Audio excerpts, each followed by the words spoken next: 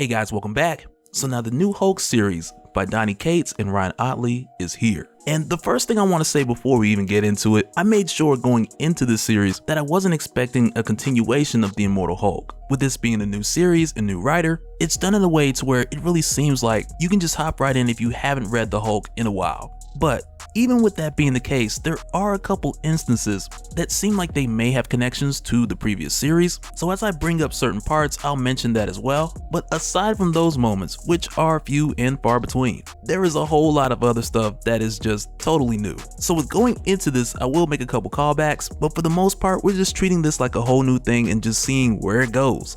So let's get into it. But first, if you're new to the channel, be sure to subscribe to catch us spills every week.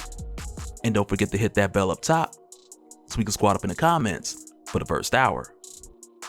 Alright, so when we first jump in, we start off with the narration of Doctor Strange, with him expressing that he's always had this theory about the Hulk, to where instead of like where everyone thought that the Hulk was a manifestation of Banner's fury as a child, that instead perhaps the Hulk exists to protect us from Banner, which is also the premise of this first issue. But while Doctor Strange is explaining this to someone off panel, we're simultaneously given a visual of the Hulk showing us what Doctor Strange is explaining at the moment, to where at this time the Hulk is trapped within Bruce's mindscape behind a door that he just can't get through, and he's being kept there by Banner, who more or less has this chip on his shoulder that we learn a bit more about throughout the course of this issue. And really it's here where we see Bruce approached by Betty, with her telling him that he can't keep the Hulk locked in there and how the Hulk is just a child, but also with her telling Bruce that he's hurting himself and the Hulk by doing this because he blames himself for what happened in El Paso, which is really our first hint towards something that had taken place prior to this point that had caused Bruce to go this route. Because in this conversation with Betty, he goes off. He screams in her face saying that he doesn't blame himself, he blames the Hulk, because with whatever happened in El Paso, that incident had showed Bruce that the Hulk is getting out of control. But also with Bruce having this moment and like lashing out with anger, Betty tells him that he's not himself, and it gets interesting where Bruce responds to her like, how would you know? And it's here where Bruce gets into the idea of no one really knowing who Bruce is, because the most, he's only useful when he's not there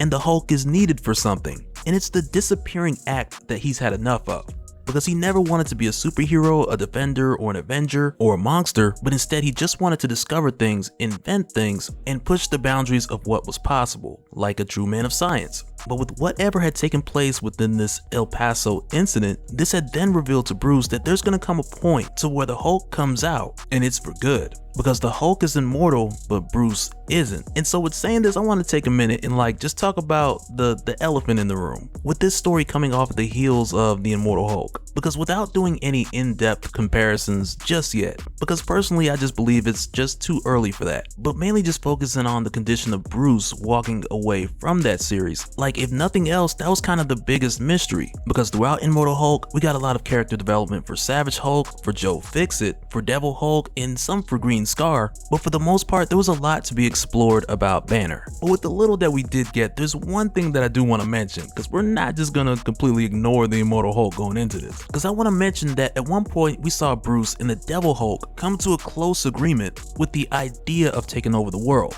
to where after that more of the development went towards Joe Fixit and the Savage Hulk all the way to the conclusion of the series. But also keep in mind that when it wrapped up, we got to look at some of Bruce's thoughts. And even though he didn't specifically remember everything that had happened in the Below place, which presumably was the revelation that was given by the One Above All, but in that conclusion with Bruce walking away with different questions, he had also mentioned, did I somehow absorb the devil on my shoulder? Did I lay an old ghost to rest? Which may have meant that with the death of the Devil Hulk, along with the weird tethering situation that Bruce was wrapped up with the Devil Hulk in the Below place, that this could have then resulted in Bruce merging with the Devil Hulk. And if that is the case, on top of Bruce just not remembering what had happened when he was down there, then it's possible that the take charge mindset that him and the Devil Hulk had agreed on has now just become the perspective of Bruce, to where now in response to El Paso and whatever had taken place there, we're just getting that same response from Bruce but internalized. But as far as this conversation with with Betty. She just tells him that this whole thing is not going to pan out how he thinks it is. The Hulk's going to get out, this whole thing's going to blow up in Bruce's face, and Bruce is pretty much like, fine, that's how it started, that's how it's going to end. And when he dismisses Betty, telling her to get out of his head, she just disappears. And I'm not sure if that was really her, or if Bruce was just sorting some things out here. And with this wild introduction, is here where we go over to see who Doctor Strange is talking to, which as it turns out is the Avengers. And as far as the Avengers lately, in relation to the Hulk, their alert has been raising higher and higher, which is something we've seen before and we talked about. But in this case, with Doctor Strange calling the Avengers together to talk about how the event in El Paso has broken Bruce's mind, and it takes things from keep an eye on him to okay, this is happening territory. Because Doctor Strange tells the Avengers that the condition of Bruce, it troubles him deeply,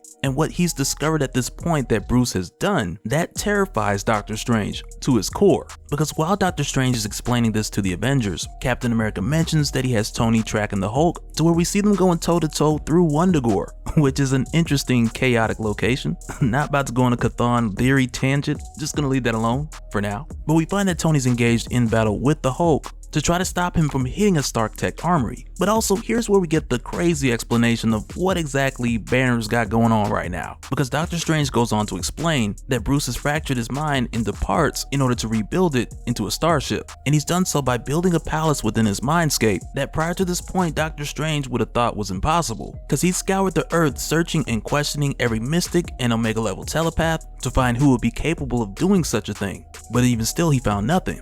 And Strange doesn't even believe that he could have pulled it off because the amount of magic that it would have taken to do something like this is just nuts. But with what Bruce has done, he's constructed a palace within his mindscape and he split his psyche into 3 distinctive parts, which Strange has seen from entering Bruce's mind and making a quick assessment before he was pushed out. But within this collective, you have the Mind Palace, to where inside Bruce sits as captain of the bridge of what collectively is your Starship Hulk, which officially makes Bruce a Smashtronaut. And I didn't make that up, it's Smashtronaut Part 1. And I'm telling you, had somebody just told me that this was Smashtronaut Part 1, I'd have been like, stop lying, that's a Future Hendrix song.